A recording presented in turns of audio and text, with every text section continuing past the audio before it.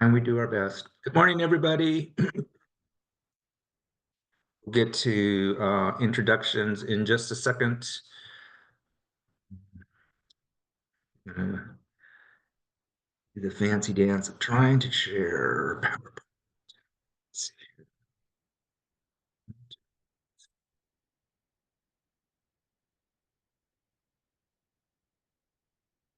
Can you see that? Yes.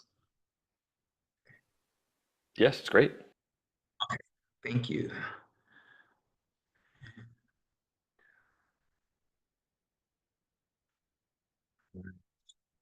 Can't see the room anymore, so I'm assuming probably pretty well we got 13 people in the room. All right. Let's get started. I want to make sure that we have enough time at the end for questions. We had a webinar yesterday for mid-sized, and there were a lot of questions. So I want to make sure we have enough time at the end. So I'm assuming you can all see my screen. So today we're going to be talking about the general operating support for large organizations. It's grant season, folks. I'm sure you're all filling out applications all over the place. We'll try to make this one as easy as possible. So we're going to share a ton of info for you today. We do ask that you have your system muted in case there's some background noise that might come through and distract other folks. So that's much appreciated if you could do that. Access, you see that little bit of information there on using captions in Zoom. There's some instructions there if you're going to use captions. I'll give you a second to review that, but it's pretty easy to turn them on and off. Questions, you can put questions in chat as we go along, and we've got the full team here today is to track your questions in chat and your comments in chat, and then also as we go along, if there's like a really important question at a point, you can raise your hand and we'll try to get to you. But again, we're trying to leave as much time at the end for conversation, and we can revisit any part of the presentation if that helps your question as well. So who we are. So I'm Miguel Guillen. I am the Grants to Organizations Program Manager. I'm in downtown Olympia right now. My pronouns are he and him and él. And I am a Latino man with a black fleece on, and I am a practicing visual artist. I am from Washington State. I grew up in the Skagit Valley up north and have been an arts administrator in Washington State for coming up on 20 years. I will pass it over to my colleague, Ashley. Hello, everyone. I'm Ashley Marshall. I'm the administrative assistant for grants to organizations. My pronouns are she, hers. I am living in Pierce County at the moment. Yeah, I think that's about it. I'll pass it to Lisa. Hi, everyone. Welcome. I'm Lisa Seward. I'm the program specialist. I go by she, her pronouns. I'm just on the other side of the Columbia River in Portland, Oregon. I'm new to Arts-WA, but not to the nonprofit community. I have a background in teaching art, creating art, and also administrating art. So I'm glad to be here. We're glad to have Lisa on board. Let's move on to the agenda for today. Sorry, I have a little throat thing going on, so I might clear my throat every now and then, and I do apologize for that. Grants to organizations will give you a little bit about a little information about our program here at Arts-WA, an overview of the general operating support grant for large organizations that we'll be talking about, the grant purpose, eligibility, timeline, and some frequently asked questions. And then we're going to talk a little bit about the evaluation process, which is a little different this year, and we will hit on that when we get to that part of the presentation. Some standard tips on grant writing. I'm sure you've all probably heard them before, but it's always good to re-emphasize a few things about submitting a grant and really will relate it to the way that we have composed this application for you this year. We'll do a walkthrough of the submittable application and then questions, questions, questions. We're here for questions, so don't hesitate to ask us anything that's on your mind. Don't forget, as you've probably heard before, it might be helpful to somebody else to hear what you have as a question. So please don't hesitate to ask anything you might find the answer useful for your grant writing. So grants to organizations, we are a department within the Arts Commission. There are many departments, about 7, arts and military, arts and education, public art. There's a number of programs. Ours is the grants to organizations. And what do? We do grants. We have 3 primary grants that we do. We also run other programs as they come up in collaboration with other agencies and such. But our primary programs are art service organization, project support, and general operating support.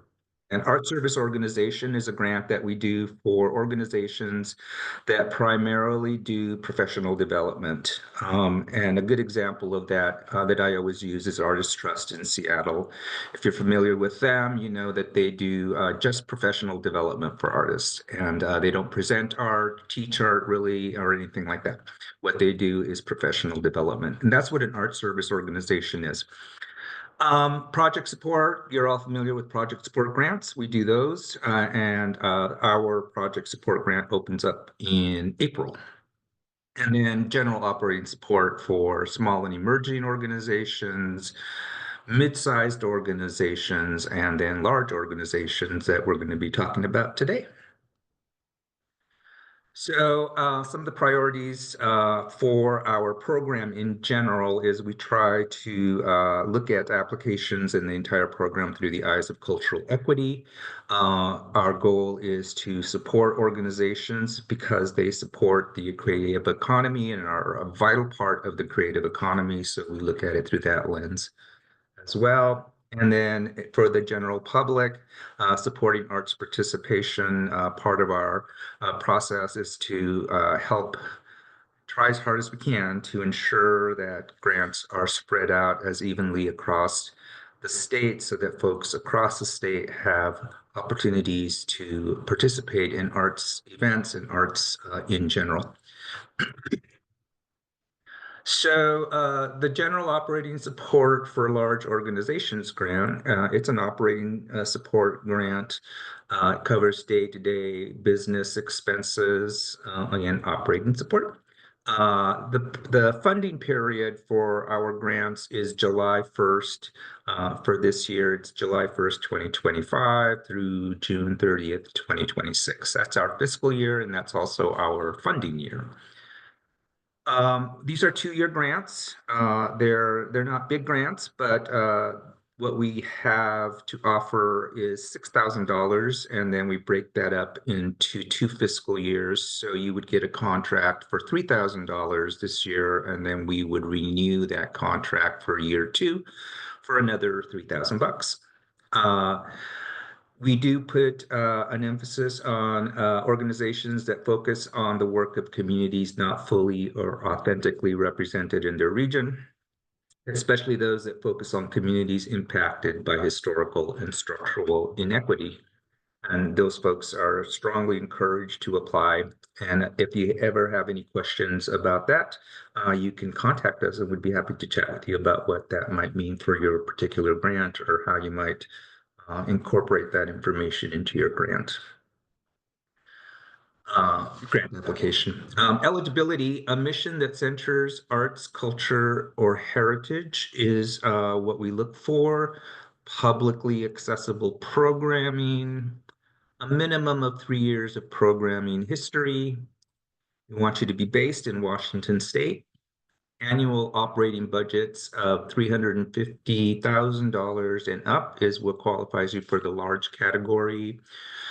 We fund 501(c)(3)s or organizations that are fiscally sponsored by 501(c)(3)s. And by 501(c)(3)s, we mean 501(c)(3)s that have a mission statement that centers arts, culture, and or heritage. Organizations operating as affiliates of national organizations must be part of a group exemption. Local arts agencies, and they must be officially designated by their local government, and then we fund tribal governments. And not eligible individuals. ArtsWA does not fund individuals through our program. Grants to organizations, funds organizations. For-profit organizations are not eligible. Religious organizations are only eligible for project support. Where they're not, religious organizations aren't eligible for operating support. Currently, we're not funding government agencies and departments that are not officially designated as a local arts agency by their local government. We don't fund universities, colleges, academic departments, or K through 12 schools. The timeline for today's or for this application for this program is March 3rd, and it opened March 3rd and it closes on April 7th at 5 p.m.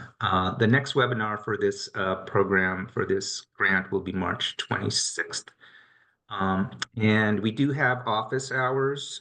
We hold weekly office hours for you to pop in and ask us questions. You can sign up for office hours on our website. Just go to the large organizations grant page and you'll see the sign up to register for office hours. We're generally open from 11 to 2, but we do close at 1 sometimes if we're not having a lot of activity. When we have open office hours, generally our computers are on and we're waiting for folks to drop in. And depending on the response that we're getting that day, sometimes we may close up the office hours a little bit early. So if you do try to pop in and we're not there, just send me an email, and my email will be at the very end. And I'll make sure to get on the horn with you and discuss whatever issues you might have going on.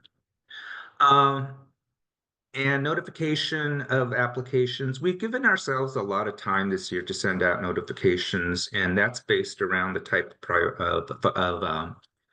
of review that we're doing of applications. It's a little bit different this year, and we'll touch on that in just a bit. But generally, we've given ourselves in our guidelines this sort of extensive, extended period to send out notifications, but more than likely you'll hear a little bit sooner. And let's see. Required to apply. You need your IRS letter of determination. That's what designates you as a 501(c)(3). Fiscally sponsored groups will generally use most of the information of their fiscal sponsor, because in actuality, we are funding the fiscal sponsor. So that's the information that we need for most of this stuff. So fiscally sponsored groups would use your fiscal sponsor's letter of determination. We need your UEI number. I'm sure at this point you're all familiar with the UEI number through the federal government. Fiscally sponsored groups, again, will use their fiscal sponsor's UEI number. The UEI number is what has replaced the DUNS number of days prior. Federal tax ID or your EIN number. Again, fiscal sponsored groups will use their fiscal sponsor's EIN. And then we need an SWV. The statewide vendor number is what we use to pay you. It's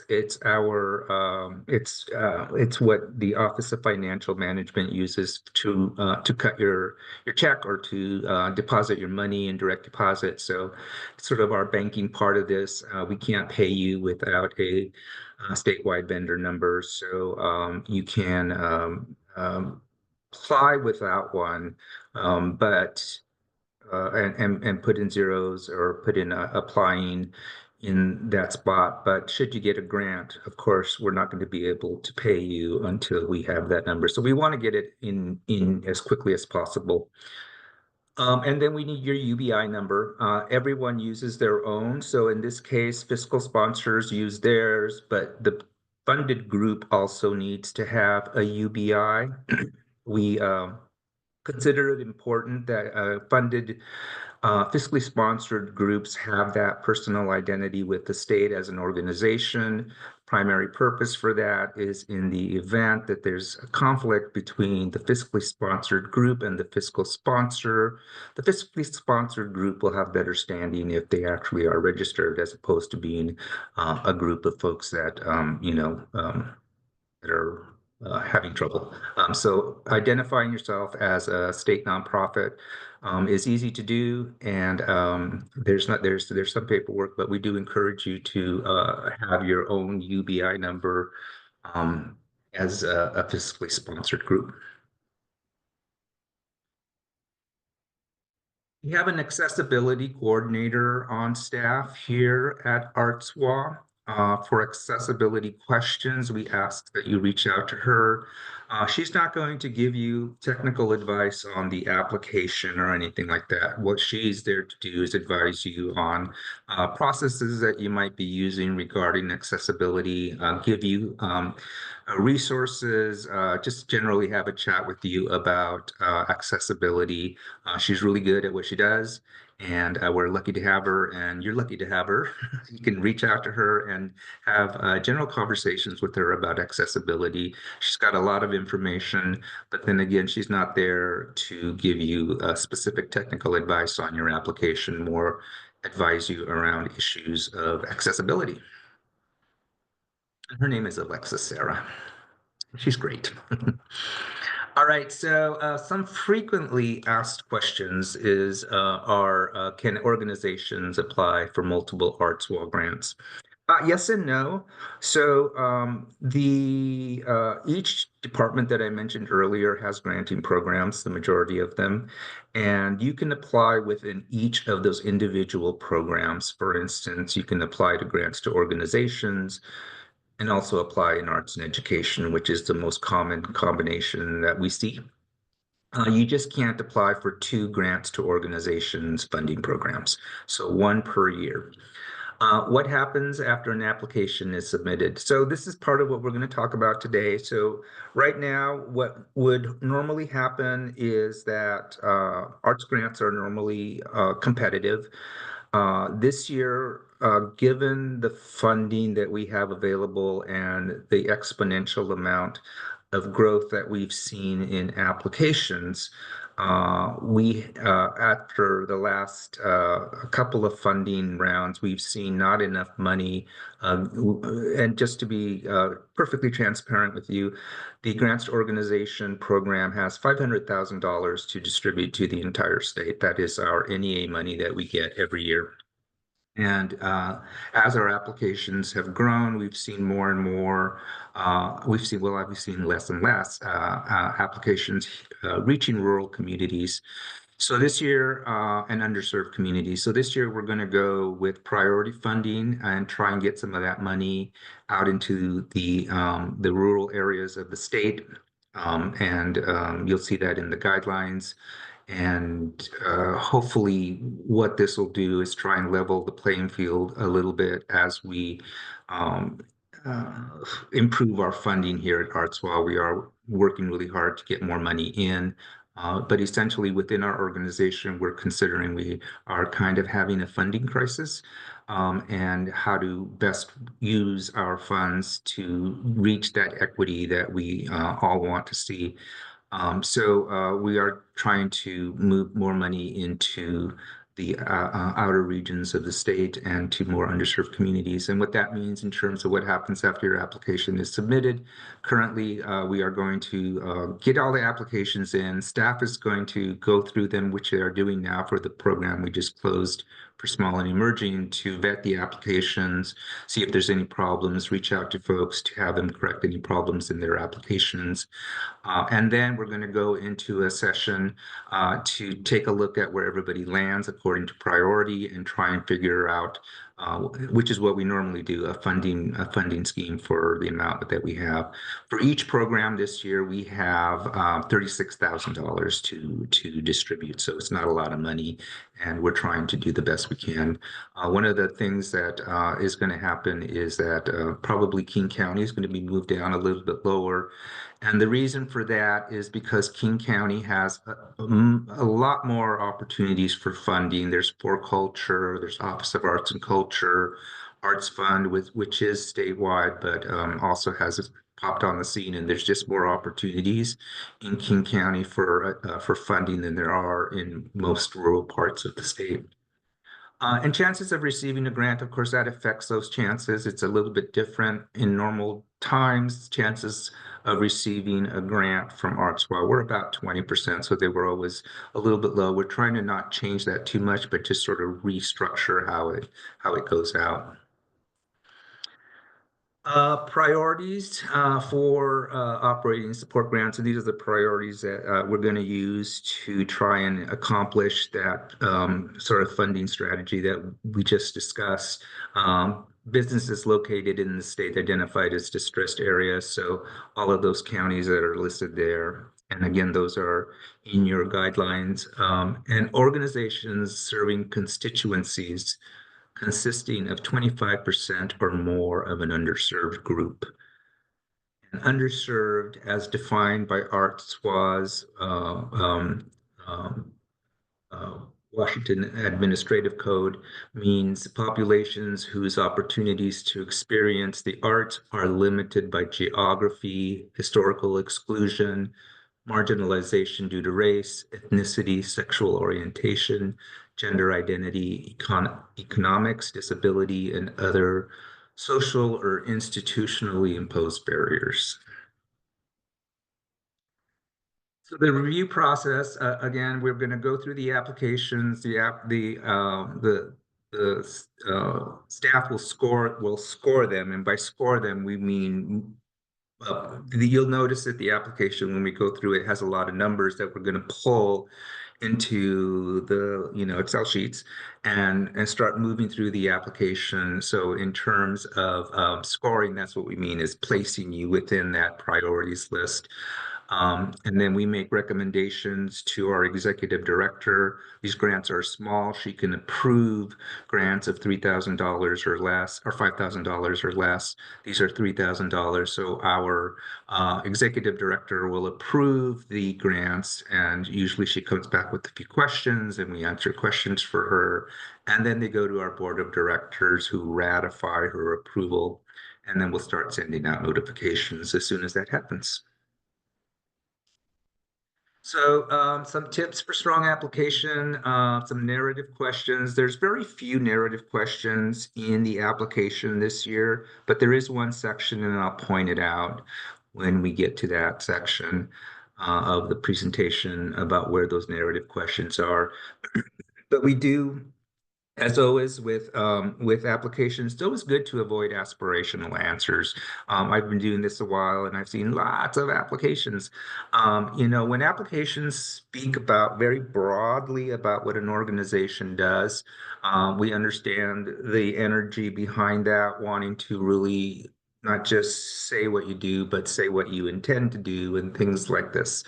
What happens within an application is when the narrative is really packed with information, but as you go through the application, the budget doesn't match up with all that they said up here, and there starts to be an inconsistency in that.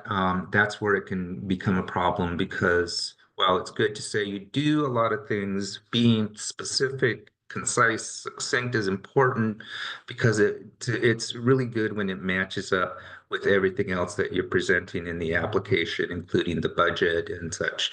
And this is really important when you have panels. We're not having panels this year, but when you do have panels, one of the primary confusions I've always seen with panelists is they're saying all this stuff and their work samples look this way and the budget looks this way, and I'm not making all this work. So what that normally means is that the panelists will spend less time with your application, or It'll be too much too much work for them to figure out exactly. So they'll make a lot of assumptions, and that's what you want to avoid, is not providing so much information that you sort of cause the in this case panelists, because we don't have a lot of narrative questions, to make assumptions about what you mean and what is actually happening in the application. And this goes also to work samples.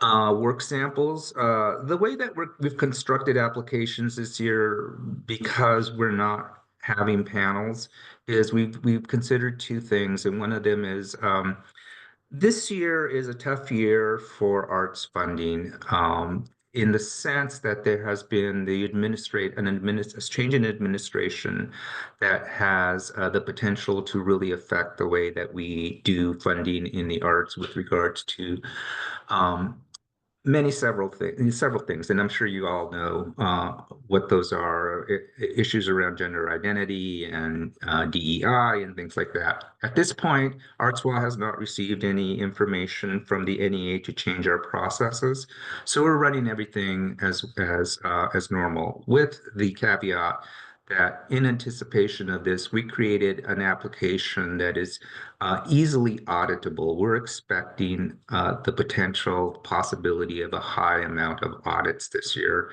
as the current administration looks at funding in the arts and what that means.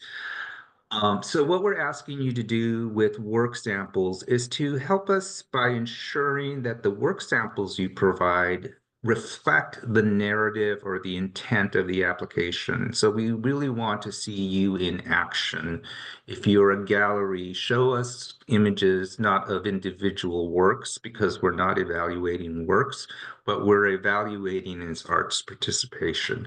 We want to see folks engaged in the gallery. So folks in the gallery. If it's an event, we want to see, if it's a workshop, we want to see not really the flyer for the workshop as much as you conducting the workshop with audience members and, that whole engagement. This will be really important to have a nice, clean, auditable um, uh, um, application should you be selected for audit by the folks over in DC.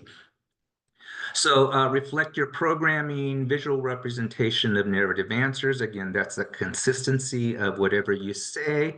Show it, that kind of thing. It's like, we do these workshops, and here's the workshop. Concise audio or video. Um, if you're going to submit an audio or video work sample, make sure it's queued up. And by queued up, there's a place in there to add instructions about where the work sample actually starts and that kind of thing. Make sure that we know exactly where to look in the work sample. A lot of times, often audio and video samples will have a long lead in, or there's a lot of credits or something like that. And this is especially good for panels, make sure you let them know where to start. And the narrative in numbers, that's your budget. So again, I was talking about that consistency within an application, that the budget numbers add up to the narrative and are, reflected sort of visually in the work samples. So your narrative and your numbers are probably the most closely related there, and that is if you are saying you do all this stuff, and of course, we all love that. But if in the budget we're seeing that those things really aren't accounted for, there starts to be holes in your application. So think about your narrative, just straight up about what it is that you do, and give us straight numbers about what you do that are reflected, if you talked about it, right? So we're going to go into Submittable now and take a look at the application. And I'm going to stop sharing for a second and move over to where, somewhere is my PowerPoint.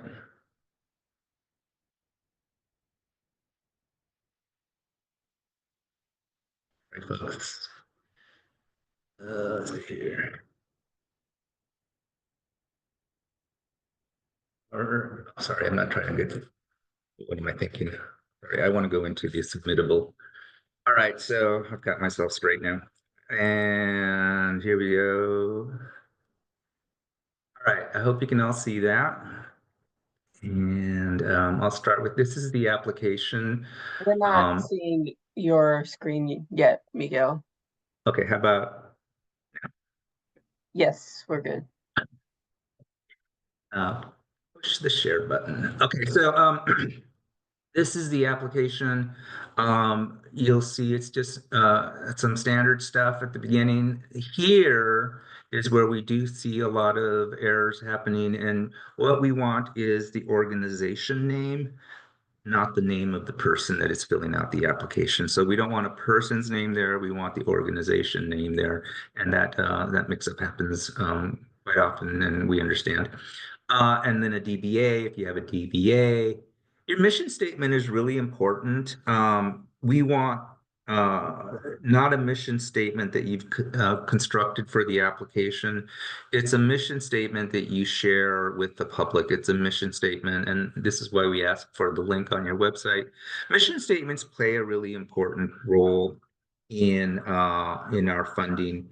It is one of the primary things that the NEA, who is our primary funder, asks us to do, and that's to ensure through things like mission statement that the organizations we are funding are arts organizations, cultural organizations, et cetera.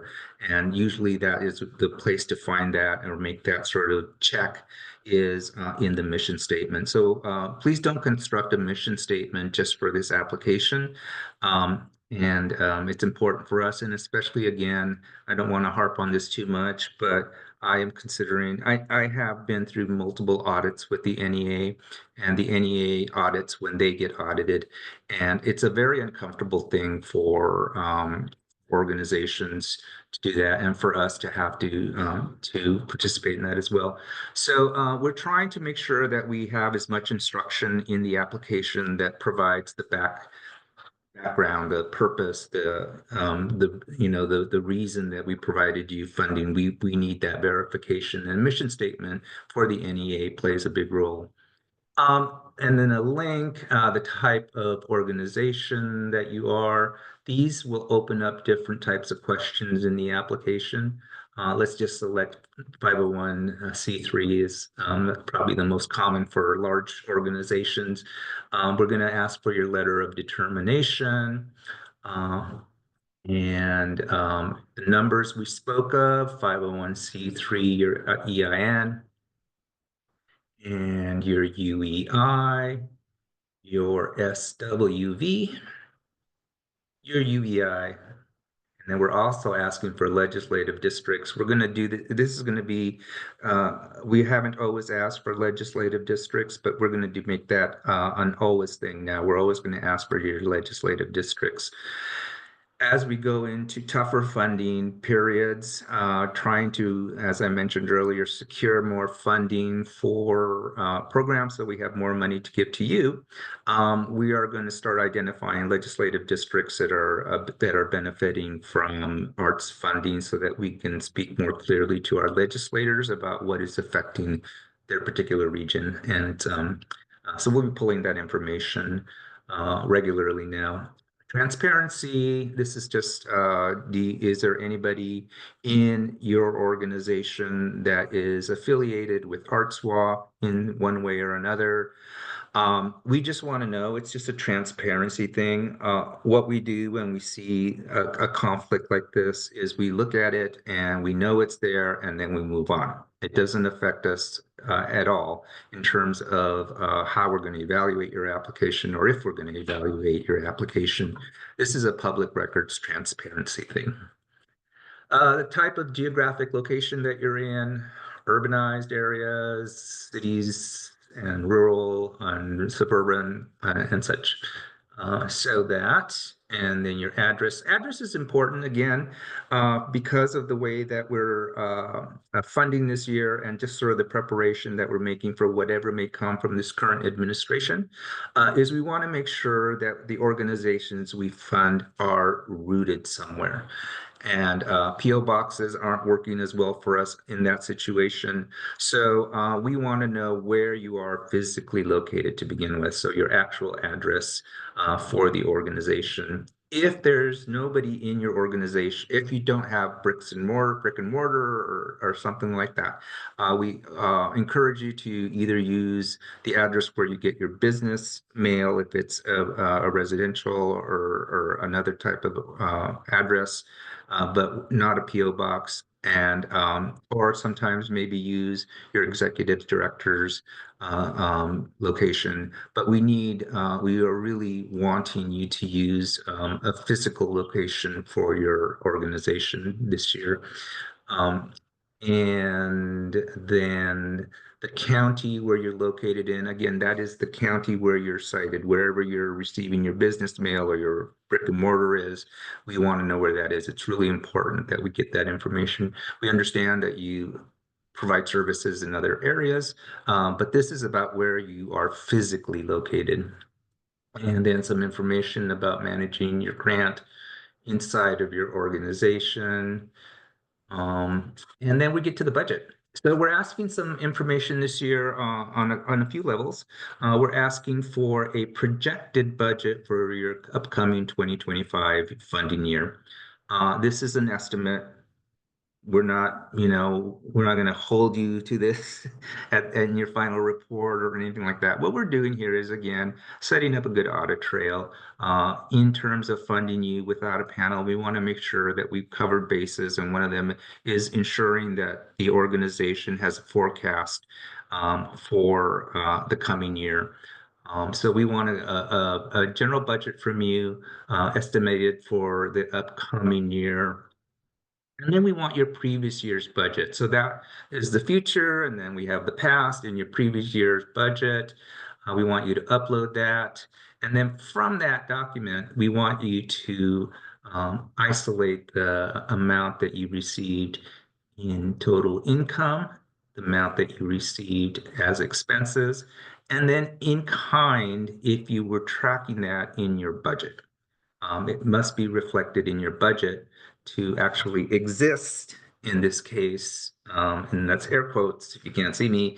We know that a lot of organizations do a lot of stuff in kind, and it's not uncommon to not track that. In fact, it's more common to not track it. We really encourage you to get into the habit of tracking the amount of in-kind that you have, not just volunteers and stuff that you get, but just anything that your organization receives in-kind, because it is actually part of your operating budget, and it gives the most comprehensive picture, especially in panels, that you understand fully what it costs for you to do what you do. I know a lot of organizations take pride in the fact that a lot of folks want to volunteer, and there's this energy behind wanting to bring the arts to the community, and that's all understandable.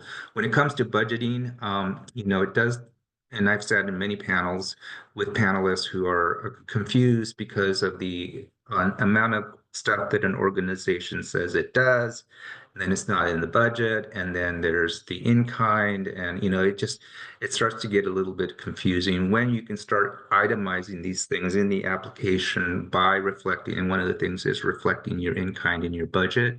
And it really helps the panelists a lot, and it just in general creates a better audit trail for your application. So should you be selected for audit, which I hope you're not. And then the amount you're requesting. So we're offering $6,000, as I mentioned earlier. It's $3,000 per year. So you'll apply for $6,000. Oh, and that reminds me, up here, you're gonna put $3,000. A lot of folks are putting $6,000, and we understand that we didn't really give you clear enough instruction. So we're gonna work with that, but if you can put $3,000. And then Lisa reminded me today in our meeting that folks aren't scrolling. So this budget scrolls, and there's 3 sections here for in-kind, and for estimated amount of expenses and estimated amount of income. So there's 3 sections here. make sure you scroll. We have received a few applications now with just this section filled out. Again, that's on us. We should have given you a little note up here to say, please scroll, but we didn't. So I'm telling you now, there's a lot more to this in here. All right, so the next thing is we want to establish some knowledge about what the organization is doing to support itself. And we're just asking you a real simple question. It's like, what are you going to do to raise funds this year? And check the boxes that apply. That just gives us a more hearty sense of oversight on the application that we have asked you that question. And the funds that are going to you are going to an organization that intends to be working on their own behalf outside of these dollars. And then a goal, again, I ran a small organization for a dozen years. I know that that goal can be lofty and it can be realistic and it can be all kinds of stuff. But just give us a goal of what you intend to raise for the year.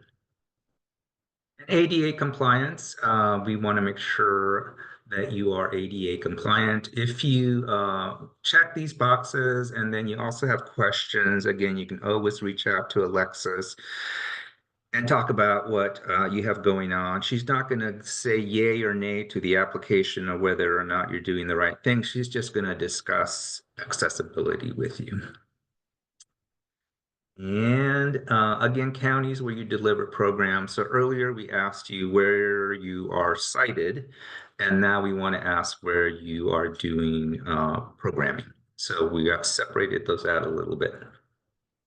And here are the places, here's the only place really where we have a narrative in the application. So we ask you this, and this question is here primarily to meet the NEA's requirement that we have asked you about artistic merit. We have discussed artistic merit, and this is how we're doing this year. So when you check these, and again, you don't have to do all of these. Not all organizations are expected to meet all of these. It's not like a metric we're looking for or anything like that. We just want you to discuss what you do. If you check a box, you'll get another box, and this box is going to ask you, you said you do this, and we just ask you, tell us briefly how you do that. This is where we're getting a sense of artistic merit for your organization.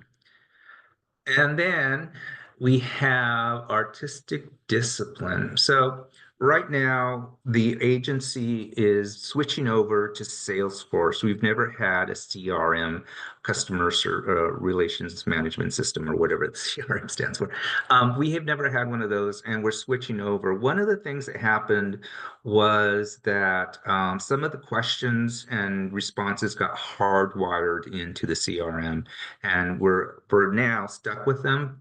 So when we ask for your primary artistic discipline, we understand that you can select multiple boxes here, and they look a little weird. There's numbers with them and stuff. If you've ever filled out an NEA final report, you'll know that these are those same things. That's where these came from. So we have actually some old-fashioned, I think, labels for a lot of things because the NEA hasn't done a lot of updating in that area. So we're kind of stuck with that right now. But we understand that that you can check multiple boxes, but at the same time that we're asking you for a primary discipline. Do your best here. We're not going to hold your feet to the fire here again or anything like that. The only thing that we ask you to do is consider that that your work samples, if you check, for instance, every single box, but we only see a work sample of a workshop or something like that, there tend to start being questions. So just think about that as you check these boxes. And then community served, this is the 25% of your participant base, which is your audience or who participates in the services you provide. Again, we want 25%, and we want not an assumption of that number, but actual knowledge. Organizations that work to serve a specific community or put an emphasis on growing participation by a specific community and have reached that point. If you've done some research into that, that's when we ask you to check. Otherwise, no communities comprise 25% or more is an answer we see a lot, so that's not uncommon. And work samples. So I talked about work samples, having them reflect your narrative and your budget, and just sort of like, does this all make sense? And then we've are limiting work samples this year to 5. We normally do anyway, but often we get more, and we don't always make a big deal out of it. But this year, we're trying to keep the application as clean and concise as possible. So we've got a couple of places where you can upload different types of files, right? You can upload images, or you can upload uh, um, or video files. And that's what the links are for, and that's what these different types of methods to upload. But we do want to limit you to 5. And that doesn't mean, unfortunately, that you can put like 7 images on a PDF and upload that as one file. That's we really prefer that you have 5 solid work samples in whatever combination of file that you choose, but only 5 is really the max that we want this year. We're trying to keep everything as neat and clean as possible this year. And that's it. You would be done. You submit your application, and then it comes to us, and we do our thing on our end. Okay, I'm going to go back to the PowerPoint. Yep, there it is. And let me share. All right, I hope you can all see that. Move on from submittable. Next steps, and this is just general stuff again about grant writing. Gather your work samples, put together your budget, and gather your organization's information. Draft your application in Word. There's a Word application in the online in the grants organization section for large organizations that you can download and work that work sample prior to getting into the system if you'd like. Always reach out to us. We're here. We love hearing from you. That is one of the primary things that we really put an emphasis on is we want to make sure we're always available to you. That's what we do. We're your arts commission, and we want to help you as much as we can get funding, either from us or even from other folks. I talk to other folks all the time about applications they have going somewhere else, and I give a little bit of advice. Of course, it's on work there, so it's just advice. Miguel, And sorry to jump in to interrupt you real quick, but we can't see your presentation just in case you were sharing. oh, I'm sorry. Yeah. Can you see it now? Yes, we're good. Yeah, I was just reading off this slide here, so you didn't miss anything on the slide. Um, and Yeah, reach out to us anytime. We do have office hours. We're doing 2 webinars this year per grant program. Phone, email, we'll set up a Zoom meeting with you. We really want to be there and available to you.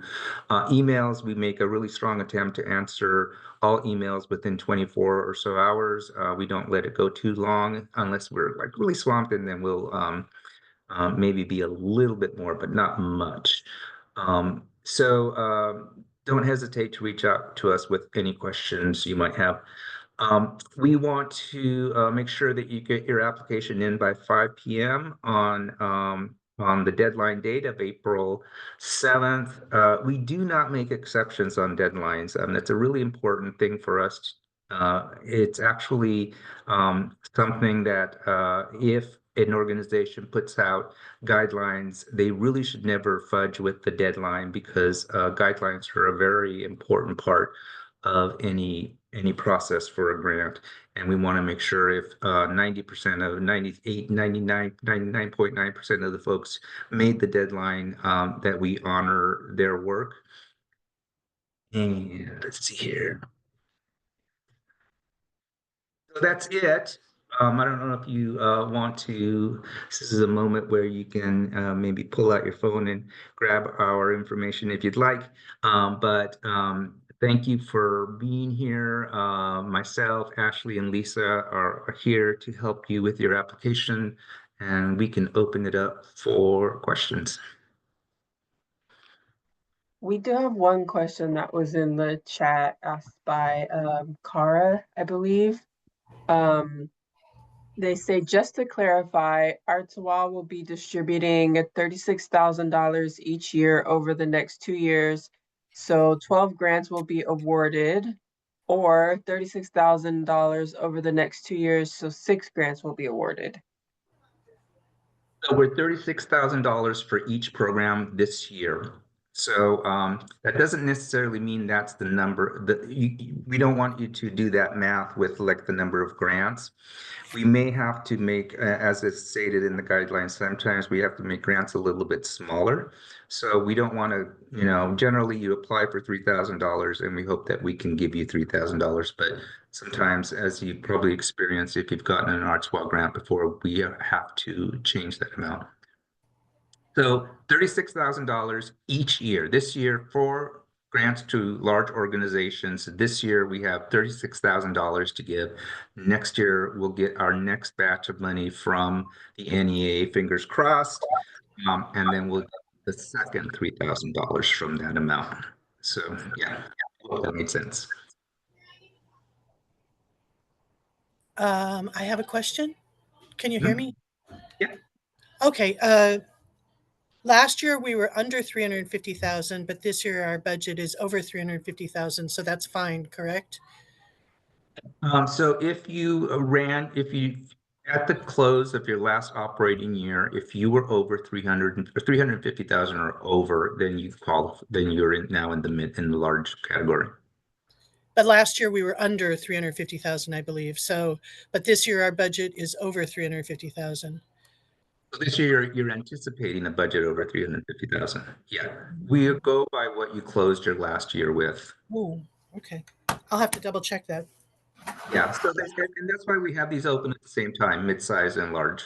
So, and the only reason we break them up in this is for administrative purposes, so we can manage smaller batches of applications. So it's the same grant. Is that application closed though already? No, they're open at the same. Yeah. And is it all the same, basically the same application, just a different amount of? You just saw it. Yeah. All right. It's just for batching purposes for us. Okay, awesome. And then we're moving, but we'll be in our new space May 1st. And so that means use the new physical address, correct? Okay. Yeah. Any other questions? There's some questions in the chat. Yes, I was just going to read off this next one. Okay, so I believe T asked, is this an upfront payment or a reimbursement grant? Which I think I answered that one question, but they did ask, how many awards are you dispersing? And does publicly accessible programming mean programs have to be open to all ages, or are we allowed to focus only on K through 12 age ranges? Oh, no, not K through 12. We don't do that's not our focus. But to clarify your question, or to clarify my answer, that means that it can't be a closed thing of any type. So if you have age restrictions, that's fine, as long as in general, the general public is allowed to attend. So it's not a matter of who you serve, it's a matter of that it's publicly accessible in one way or another. In other words, some organizations have closed events that are for membership or for, a certain amount of people, a certain kind of people or certain folks, and that's not what we consider publicly accessible. So if you're producing an event that is age restricted, that's fine, as long as people who are of that age are able to attend.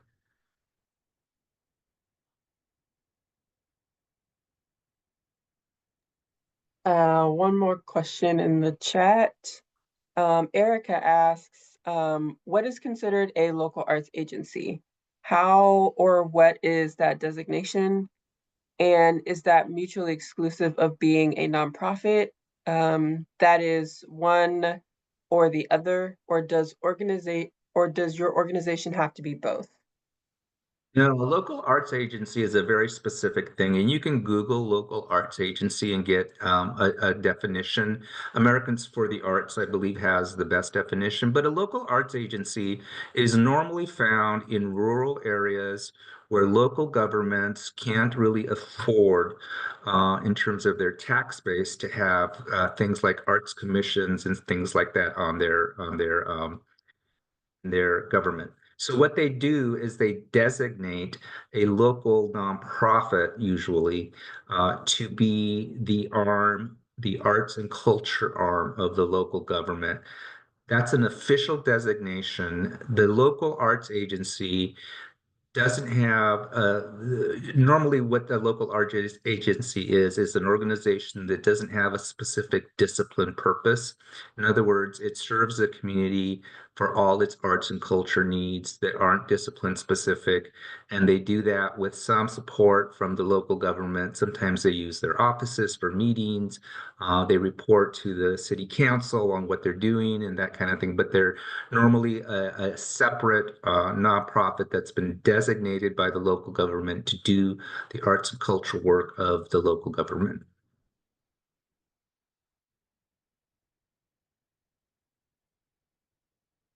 So it doesn't have anything to do with being a 501(c)(3) or anything like that. It's just a type of organization that we fund in addition to 501(c)(3)s and other types of organizations. We just parse that out um, in our applications.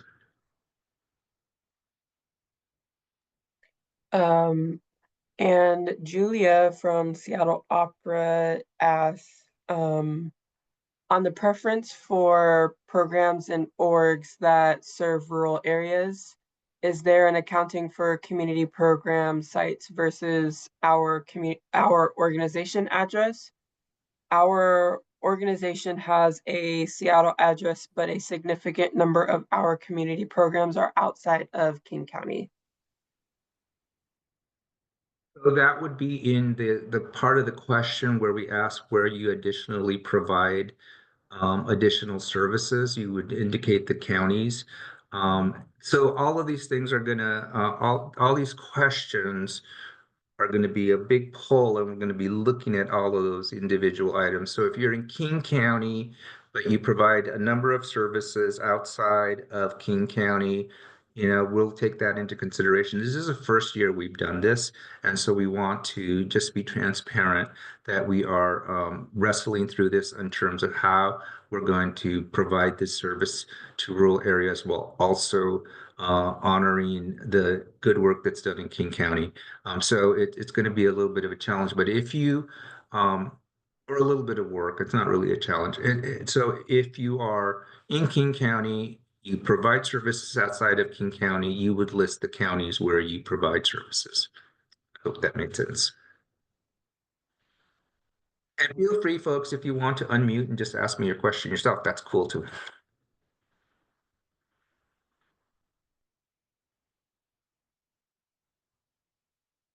Any other questions? I do. I just wanted to clarify. So there is a project but application coming out in April. This application is mostly for general operating support and not specifically for projects. No, we're not asking you to identify a project. So there's a good distinction there, and thanks for bringing that up. Operating support is money that we pump directly into your operating budget. We don't really track where it goes other than final reports and things like that to get some information about how it went more than anything else. Project grants are where we're able to, one of the primary purposes we run project support grants is because that's where we fund a lot of organizations that don't have arts, heritage, and culture in their mission statements. And the reason we're allowed to fund them in project support is because project support has a contained budget, and we can track where the NEA money went through that contained budget. So that's one of the primary reasons we run project support is so that religious organizations and organizations that provide arts and culture type services for their community, but our arts and culture organizations can apply to support that project. There is a distinction also within those organizations that if it's a program that they run regularly, it's not a project and they don't become eligible. So there's a little bit of a nuance there. But in general, a project support grant is something you apply for to support a specific activity you're going to do. So in this one, we don't have to provide a project budget, just our operational budget? This is Okay. just operations. Mhm. Okay, awesome. And we can apply for both this one and a project one? No. So one application within grants to organizations. So yeah. Can you just give us all the money? I'm just kidding. Yes, I can. And then I can live with you. All right. Any other questions? All right, folks, it looks like I'm not getting any. So thanks for being here and reach out to us. And again, we'll have a second webinar and we'll also have recorded this one, so we'll post it online.